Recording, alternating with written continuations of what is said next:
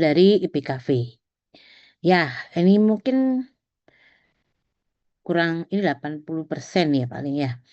Oke, baik, tidak apa-apa nanti dari Komting nanti bisa menjelaskan ke temannya. Ya, oke, saya izin share screen untuk jadwal praktikum.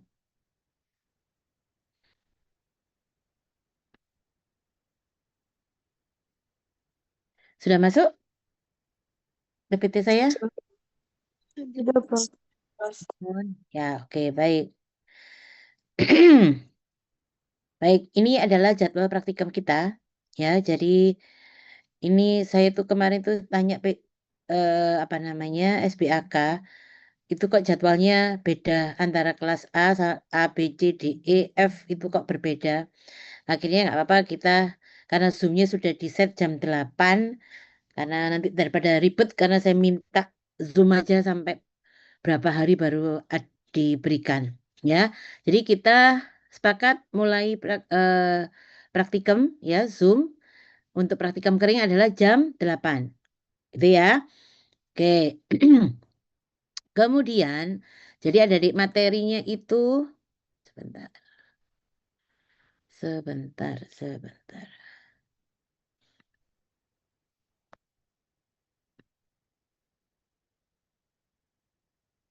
Oke, baik. Jadi kan materinya itu ada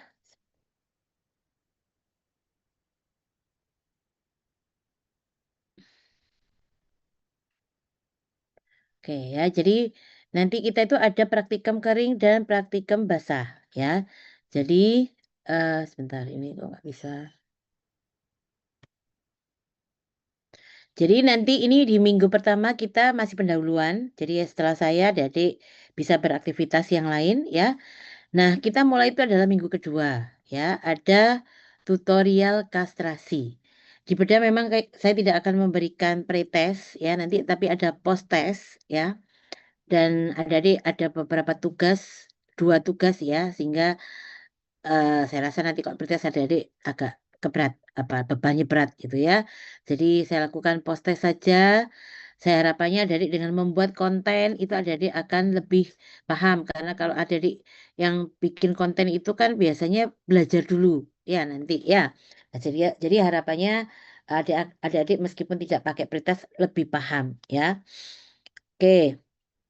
Nah, di minggu kedua itu ada tutorial jam 8 sampai jam 9 ya. Kemudian itu ada dibagi sesi ya. Jadi kelas A, B, dan C, D itu jam 8, 9. Kelas E, F jam 9, 10 jika kelas E, F tidak hands on. Jadi nanti kalau kelas E, F nanti di minggu ke 5, 6 kelas E itu yang hands on, minggu ke-6 itu kelas F yang hands on, maka kelas E dan F nanti jangan lupa jadi yang pagi. Paham ya sampai di sini ya. Jadi pagi jam 8 sampai jam 9 ya. Kemudian nanti yang kelas A1, A2, A3, A4 itu lanjut dari praktikum kering itu praktikum hands on. Ya, nanti ya sudah saya bagi pembimbingnya. Jadi setiap kelompok itu ada 1 pembimbing ya. Nanti pembagian kelompoknya akan saya bagi sendiri nanti insya Allah kalau nggak paling lambat Senin saya akan share untuk pembagian kelompoknya ya. Nah, ini ada A1, A2, A3, pembimbingnya ada Prof. Wiwi, kemudian ada Dr. Hardani, kemudian ada Dr. Lina, ada Dr. Mirza.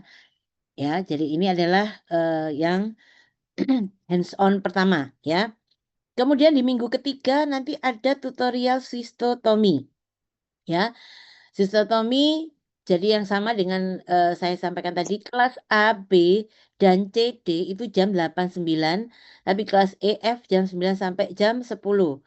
Ya, karena nanti yang hands on adalah kelas B, jadi mereka praktikumnya pagi ya. Ini adalah link Zoom-nya setiap minggunya ya. Jadi sudah saya sampaikan, jadi sudah saya tuliskan di sini jadi adik-adik biar tidak bingung ya. Kemudian di minggu keempat itu ada tutorial enterotomi ya, tutorial enterotomi sama ini masih kelas EF masih dengan jam 9 ya. Kemudian praktikum hands-on-nya nanti yang menjalankan untuk, jadi sebelum UTS itu praktikumnya topiknya yang hands-on adalah kastrasi ya. Nanti yang apa namanya setelah UTS itu adalah OH ya. Minggu keempat yang praktikum hands-on adalah kelas C, dibagi 4 juga, jadi C1, C2, C3, C4 ya. Kemudian minggu ke-5 ya, itu ada tutorial gastrotomi ya. Nah, ini mulai ke minggu ke-5 ya. Ini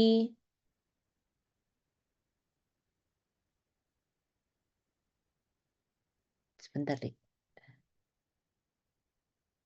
Oke, baik. Ini minggu ke-5 ini masih kelas D ya, kelas D, D1, D2, D3 ya. Jadi nanti tetap yang EF-nya masih jam 9 jam 10. Nah, di minggu ke-6 ini sorry ya, tadi saya salah membaca. Jadi kelas minggu ke-7 minggu ke-6 ya, minggu ke-6 itu nanti ada hands-on-nya tentang gastrotomi, sorry, minggu ke-6. Minggu ke-6 itu nanti sesar pada sapi ya, sesar pada sapi. Nanti yang praktikum hands-on adalah E1 sampai E4. Kemudian minggu ke-7 ada tutorial fraktur femur ya. Yang praktikum adalah F1 dan seterusnya F4 ya. Demikian nanti minggu ke-8 itu aturannya seperti itu ya. Jadi nanti diawali minggu ke-8 itu setelah UTS itu ada tutorial ovariosterectomy, nanti ada praktikum hands-on ovariosterectomy. Nah, seperti ini pembagiannya ya. Nah, nanti untuk praktikum ya, untuk praktikum baik kastrasi maupun OH, hewan cobanya adik membawa sendiri ya, adik membawa sendiri. eh Boleh hewan cobanya itu kucing atau anjing ya. Jadi ini nanti bisa dimanfaatkan yang punya kucing atau punya anjing yang mau gratis OH atau kastrasi ya. Itu bisa nanti dibuat praktikum tapi dengan segala resikonya ya. Jangan menuntut yang apa nanti kalau ada apa-apa maksudnya jangan sampai, tapi kalau ada apa-apa jangan ada komplain dan sebagainya ya.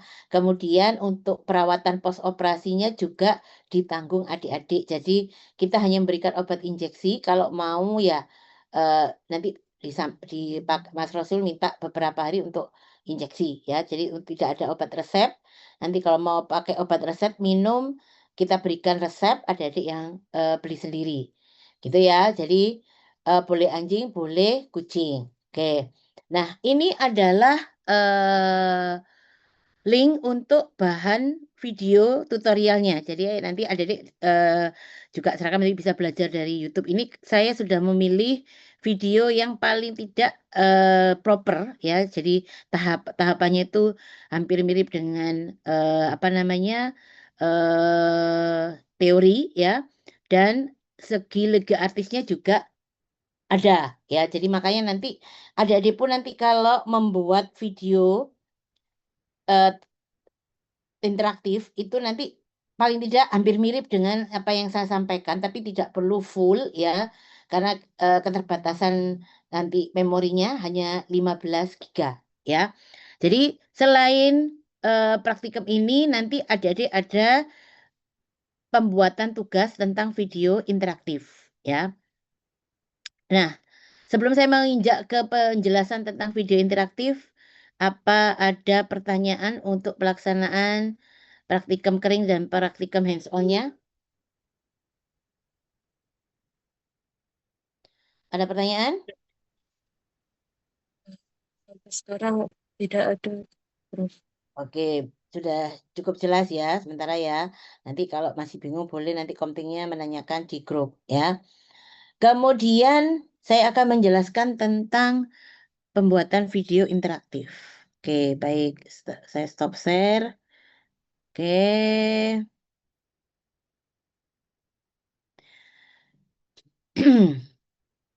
Saya akan menjelaskan tentang nanti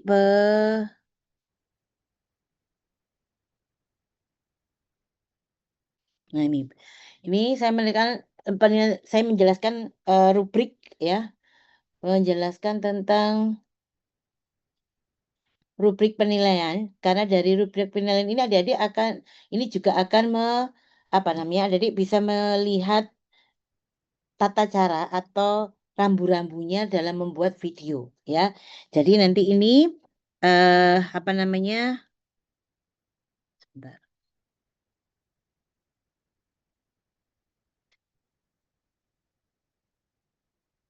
Nah, ini ya. Jadi nanti ada rubrik penilaian seperti ini ya. Jadi antara lain adik-adik akan dinilai kelengkapan data kasusnya. Sorry.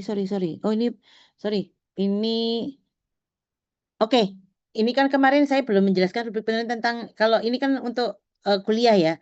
Tapi sekalian saya akan menjelaskan di sini tentang penilaian presentasi kasus bedah. Jadi di sini nanti adik-adik harus karena penilaiannya itu juga berdasarkan yang terbaik adalah ini ya, maka adik-adik rambu-rambu dalam membuat presentasi itu adalah ini. Jadi penilaian yang sangat bagus itu jika kalau berdasarkan kriteria penilaian kelengkapan data kasusnya, maka yang bagus itu lengkap, kemudian sistematis dan akurat, dan seluruh komponennya itu tercantum jelas. Jadi mulai dari sinyalemen, anamnesa, pemeriksaan fisik, diagnosis, ya itu lengkap.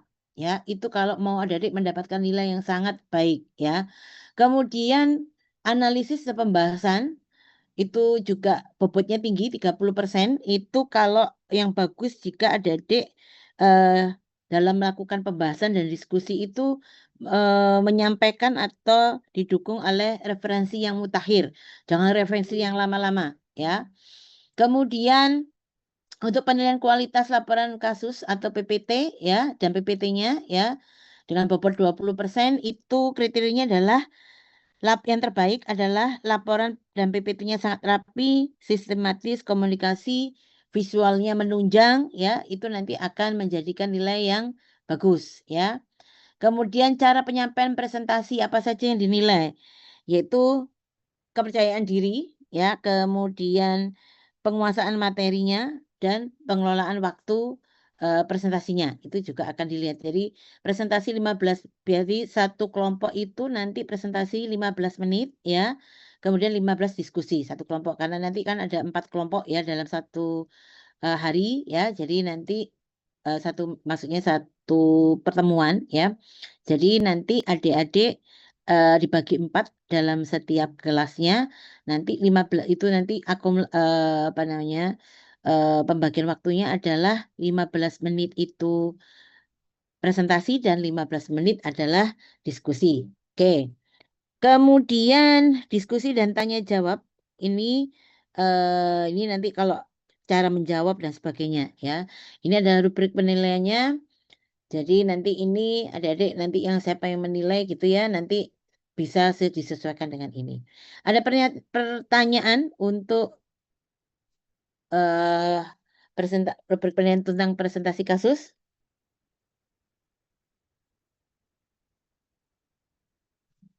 Ada pertanyaan? Tidak ada. Belum ada. Oke, baik. Wah, ini kayaknya sudah paham semua ya. Karena sudah saya share yang ini. Oke, baik. Saya jelaskan lanjut ini tentang rubrik penilaian pembuatan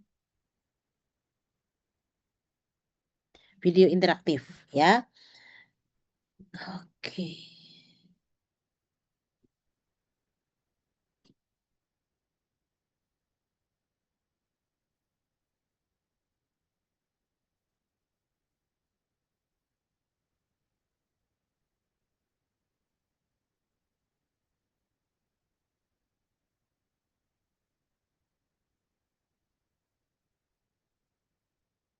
Oke, sudah masuk? Sudah, Prof. Oke, baik. Jadi ini ada rubrik penilaian ya video interaktif. Jadi nanti ini sama rubriknya ini adalah panduan nanti adik-adik untuk membuat video ya. Jadi ini adalah ketentuan teknisnya. Jadi format luaran itu bisa video interaktif berbasis H5P, bisa Canva, bisa Articulate Rise ya, terserah nanti adik mau bikinnya dalam bentuk apa formatnya ya. Kemudian durasinya adalah sekitar 8 sampai 15 menit ya. Kemudian kelompok itu ada 10-12, jadi ada 10 sampai 12 orang. Jadi adik-adik itu harus bisa membagi setiap orang itu ada perannya dan ada aktivitasnya. Karena nanti juga ada penilaian individu ya. Kemudian eh, elemen interaktif wajib ya itu ada yang ada nanti yang dalam video itu nanti apa yang harus ditampilkan. Satu adalah adik-adik harus menjelaskan tentang anatomi ya. Kuis sisipan ini tidak perlu ya. Kemudian ada brainstorming skenario-nya bagaimana ya. Skenario dari pembuatan video itu nanti pembagian dari eh, tugasnya dari masing-masing orang itu apa saja. Misalnya ada yang nanti yang tugasnya menjelaskan, ada tugasnya yang apa namanya direct, jadi yang mendirect videonya ya. Kemudian ada yang mengedit itu nanti harus dibagi dan itu nanti ada ditulis title-nya itu di ini apa di videonya ya. Kemudian sumber visual. Nah, ini nanti adik-adik dalam pembuatan video itu sumbernya adalah bisa dari rekaman mandiri. Kalau rekaman mandiri itu tidak boleh hewan apa apa namanya hidup ya. Jadi bisa menggunakan kadaver, manekin atau dokumentasi dari RSHP ya. Bisa dari klinik tapi harus ada izin ya atau animasi dari misalnya dari eh apa YouTube itu nanti diambil potong nanti adik intinya bisa menjelaskan misalnya dalam video itu tidak dijelaskan secara detail. Misalnya kastrasi ini adalah testis. Jadi awal tuh dia misalnya videonya itu diawali tentang gambaran anatomi dari testis seperti kalau kemarin saya menjelaskan kuliah ya. Kemudian nanti ada gambar video yang menjelaskan ini adalah eh, misalnya yang disebut dengan funiculus spermatica. Ini adalah tunika mengisi tunika albuginia. Ini mengisi tunika vaginalis. Nah, seperti ini. Kemudian diikat dengan menggunakan benang catgut pembuluh darah dengan teknik apa, dengan simpul apa, ya itu harus dijelaskan detail, ya. Jadi kalau mau pakai YouTube atau kalau itu tadi nanti sama dengan ketika kalau adik-adik nanti praktikum. Jadi intinya itu pembuatan video ini adalah adik-adik merekam kembali apa yang sudah dilakukan dengan dosen pembimbing pada waktu praktikum, gitu ya. Kemudian berkas dikumpulkan dalam bentuk tautan, ya. Kemudian naskah storyboardnya, ya, daftar pustaka dan lembar pembagian peran. Ini adalah berkas-berkas yang nanti dikumpulkan, ya. Batas waktu pengumpulan kastrasi dikumpulkan minggu ke-7 dan OH dikumpulkan dari minggu ke-14 ya. Nah, ini adalah rubrik penilaian dari pembuatan video apa namanya interaktif ya. Kriteria pertama adalah akurasi dan kedalaman materi bedah ya. Jadi bagaimana adik-adik bisa menjelaskan definisi apa yang dimaksud dengan kastrasi itu, apa yang dimaksud dengan OH, indikasinya apa, kontraindikasinya apa ya, anatomi terapan ya. Jadi ada anatominya. Jadi kalau lebih bagus lagi, ini loh anatomi apa namanya testis, ini loh nanti yang membuka muskulus apa. Nah, itu akan lebih bagus ya. Ada tambahan daftar dasar patofisiologinya itu juga akan sangat bagus. Jadi kalau nilainya mau 4 ya, jadi adik-adik bisa menjelaskan itu semua dengan baik ya, menggambarkan itu semua dengan baik ya. Kemudian kelengkapan dan ketepatan tahapan prosedur pra, intra dan pasca operasi. Jadi dirunut itu seleksi pasien, pasiennya bagaimana pasien ini sehat atau tidak, dilakukan pemeriksaan fisik ya. Pasiennya ini layak untuk nanti diputuskan pasiennya itu layak untuk apa dilakukan operasi atau tidak. Kemudian praanestesi misalnya adik-adik menggunakan anestesi apa itu juga harus disiapkan ya. Kemudian teknik kastrasinya ya, teknik kastrasinya adalah bagaimana ya. Kemudian yang ketiga adalah penggunaan analgesik, anestesi ya. Kemudian dari segi aseptisnya dan manajemen komplikasi. Misalnya ada bagaimana kalau adik-adik menjelaskan kalau misalnya ada perdarahan, ada apa namanya infeksi, ada disensi, itu nanti bagaimana manajemennya. Nah, itu nanti juga dijelaskan ya. Itu kemudian nanti mungkin ada kualitas dari videonya ya, visualnya kalau bagus, jernih, nah itu juga ada nilainya bagus. Jadi saya tidak mau yang asal-asalan karena nanti kalau ini bagus saya gunakan nanti saya izin adik-adik, saya ini nanti akan masukkan ke Amora. Ya, jadi nanti ada pembelajaran mikro kredensialnya ya. Kemudian bagaimana membuat narasi, bahasa dan komunikasi ilmiahnya apa runtut atau tidak ya, kemudian disampaikan dengan percaya diri, nah seperti itu kriteria penilaiannya ya.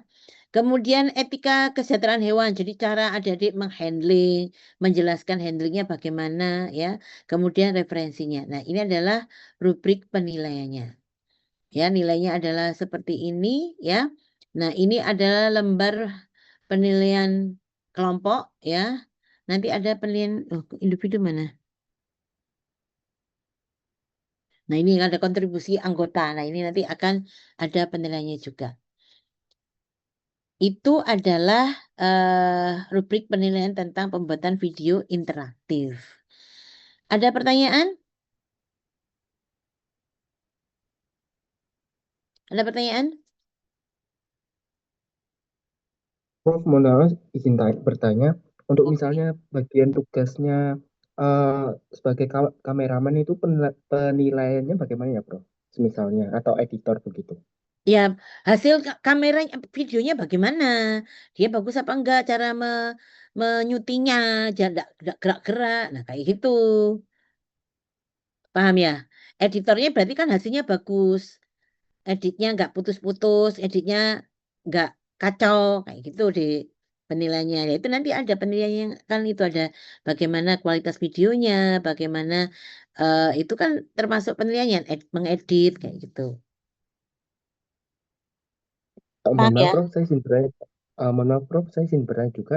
Berarti untuk yang kameramen sama editor itu tidak boleh double job sebagai aktor dalam video tersebut ya, Prof? Enggak. Jadi jangan double no. Gimana nanti kalau double? Masa dia sebagai kamera dan aktornya? Baik, Prof. Terima kasih banyak, Prof. Paham ya? Oke, baik. Terima kasih Mas Prayudo. Oke, yang lain?